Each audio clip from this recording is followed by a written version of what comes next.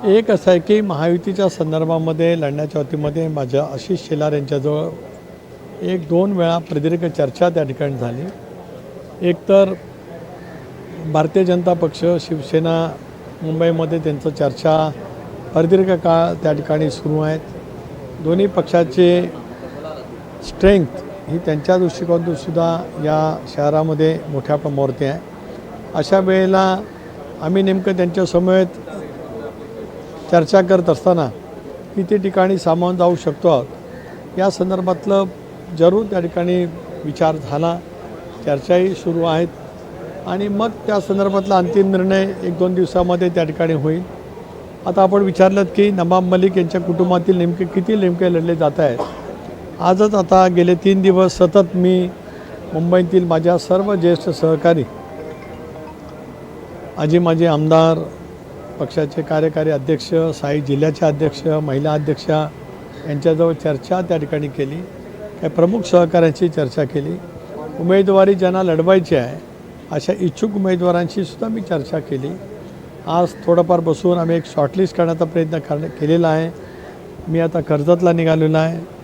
पुन्हा एकदा संध्याकाळी मी येईन। तोपर्यंत मी राष्ट्रीय अध्यक्ष अजितदादा, आमचे उपमुख्यमंत्री, त्याचबरोबर कार्यकारी अध्यक्ष प्रफुल्लभाई यांच्याजवळ चर्चा करेन आणि कदाचित आज संध्याकाळी एक पहिली यादी राष्ट्रवादी काँग्रेस पक्षाची जाहीर होऊ शकते।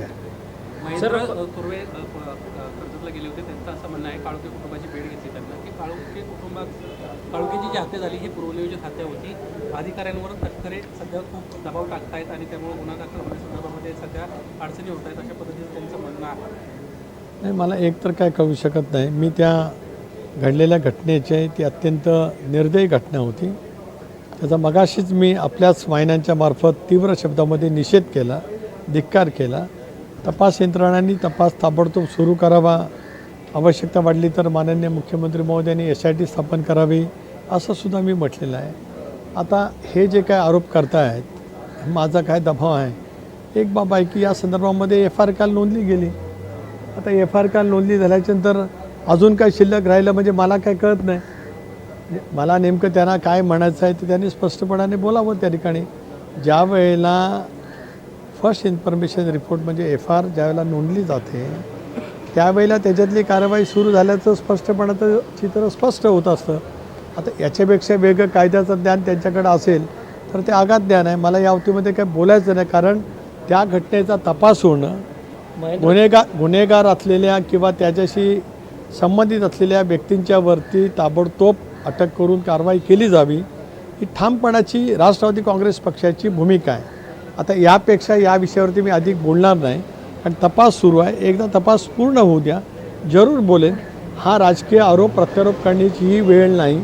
आता घडलेल्या घटनेच्या संदर्भामध्ये निषेध व्यक्त करत तपास यंत्रणेच्या मार्फत तपास व्हावा, निपक्षपातीपणाने व्हावा, कठोर शिक्षा त्या ठिकाणी केली जावी, राष्ट्रवादी काँग्रेस पक्षाची स्पष्टपणाची भूमिका। परंतु तुम्हाला या सगळ्या प्रकरणामध्ये तुम्हाला आरोपींच्याच भूमिकेत या सगळ्या संदर्भात शिवसेनेचे नेते आणून ठेवतात आहेत। महेंद्र थोरवे म्हणतात आहेत की रायगडचे आका हे सुनील तटकरे आहेत म्हणून थेट शब्दात टीका आहे। त्यांना काय बोलायचं असेल ते बोलू द्या। आज त्या घटनेचं गांभीर्य लक्षामध्ये घेता या विषयावरती मी अधिक काय बोलू इच्छित नाही।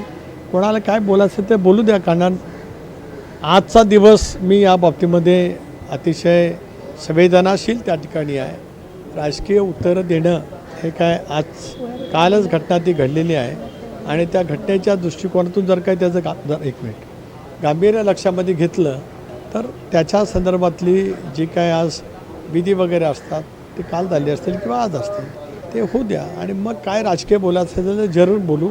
मी पुन्हा वारंवार या बाबतीमध्ये सांगतो आहे की या सगळ्या घटनेचा तपास शीघ्रगतीने व्हावा। शक्य झालं तर मुख्यमंत्री महोदयांनी SIT नेमावी।